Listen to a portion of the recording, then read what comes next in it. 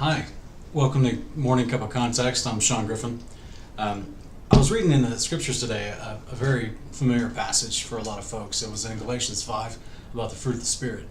And I just thought, sometimes like this, very famous passages that are quoted often, that we may hear a lot throughout our life if we have attended church or we do, go to Christian communities where people are studying the Bible. We hear this passage a lot, but sometimes we may not hear some of the context of the words that make up the passage. And so I just want to go into it real quick. So it looks like in Galatians 5:21-23, it says, idolatry and sorcery, hatred, discord, jealousy, and rage, rivalries, divisions, factions, and envy, drunkenness, carousing, and the like. I warn you, as I did before, that those who practice such things will not inherit the kingdom of God. But the fruit of the Spirit is love and joy, peace, patience, kindness, goodness, faithfulness, gentleness, self-control. Against such things there is no law. All right. Now, many times we can miss the verse right before, which is verse 21, right? Where it's talking about some of the bad things, and that whoever does these bad things may not inherit the kingdom of God. And that, to me, that is an important context to understanding verse 22 and verse 23. So if we look at some of the contextual little phrases within these three passages, we'll see that the things that were, the idolatry, sorcery, hatred, discord, jealousy, anger, rage, rivalries, divisions, factions, envy, drunkenness, carousing, and the like, they will not inherit the kingdom of God. All right, so that kind of behavior will not inherit the kingdom of God. It won't be there. But the fruit of the Spirit is. So a lot of people think suddenly that this means that the fruit of the Spirit will inherit the kingdom of God. And yes, it will. And that's where I want to look at. Many people think that this fruit of the Spirit idea only happened after Pentecost in Acts 2. It only happened after Jesus ascended. And I'm not sure that's entirely accurate. We're going to look at some of the further context of this, and we're going to look at some of the Old Testament passage where it exemplifies fruit of the Spirit. Now, I also put at the very bottom there, I highlighted there is no law. Because what it's saying is these bad things will not inherit the kingdom of God. These good things, the fruit of the Spirit, against these there's no law, right? So there's no law against these bad things, against these good fruits of the Spirit.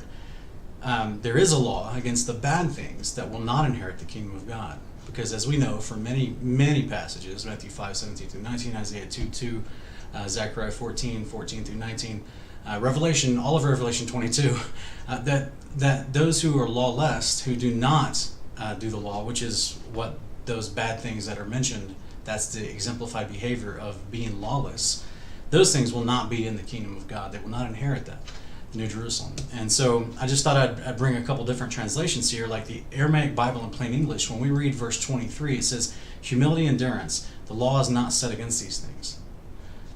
Berean Study Bible, gentleness and self-control, against such things there is no law. And then in King James it says, meekness, temperance, against such there is no law. And so many times people think that the tag end of this verse, where it says against such things there is no law, they think it actually is saying that if you're doing the fruits of the Spirit, that suddenly the instructions of God, the law of God is completely gone away, and that it's just, we just walk in this love, right? Well, let's actually define love, because not only is that not what the thing is saying, it's saying there's no laws against behaving with love, okay? And sometimes people get that backwards, right? And they think that if you behave in love, you don't have to abide by God's instructions for living. But let's actually define love. And so this is in Galatians 5:20-23. In verse 22, it says, but the fruit of the Spirit is love. And this is an important part. Let's define that word real quick. What is love?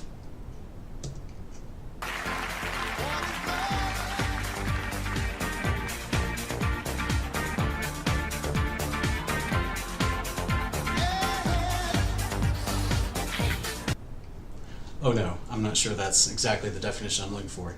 Hang on, let me find the definition. Okay, here it is. Jesus is saying that in John 14:21, he who has my commandments and keeps them is the one who loves me.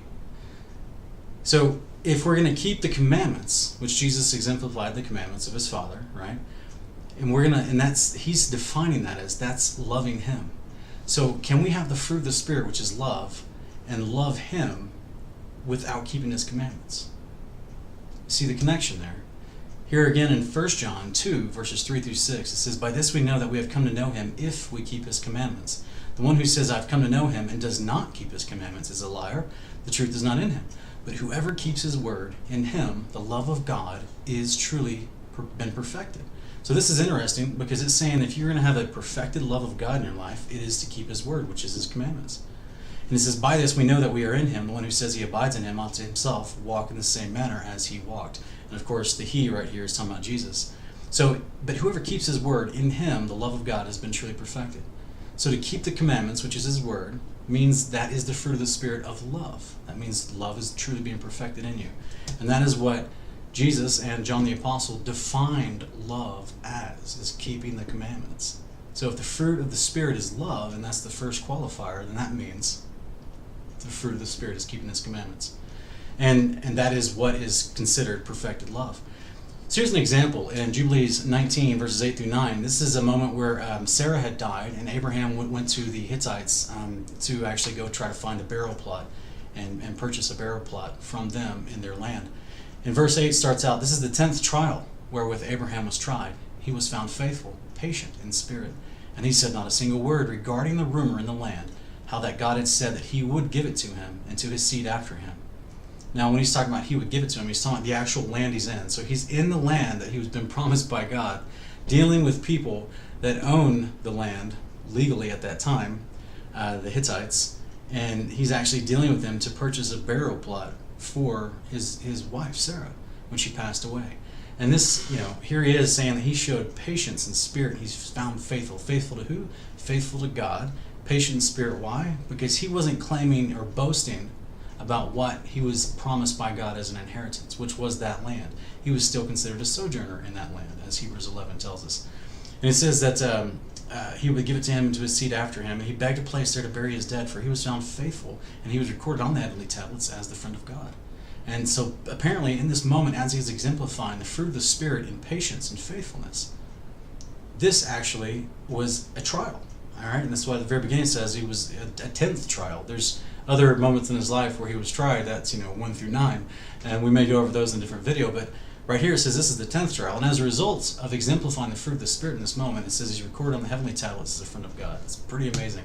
Also, all of Genesis 45, it says Joseph, there's multiple parts where Joseph shows the fruit of the Spirit. Now, many of us know this famous passage where Joseph was sold in, basically thrown into a well by his brother. He was found, sold into slavery in Egypt. He was removed from his family for 20 years, and during that 20 years, God blessed him, was faithful to him. He had some rough patches where he's in jail for a while, falsely accused, but God eventually blessed him and elevated him to second in command of all of Egypt. And he's actually the one that gave him the vision to store up and prepare grain for the 7 years of famine that were to come.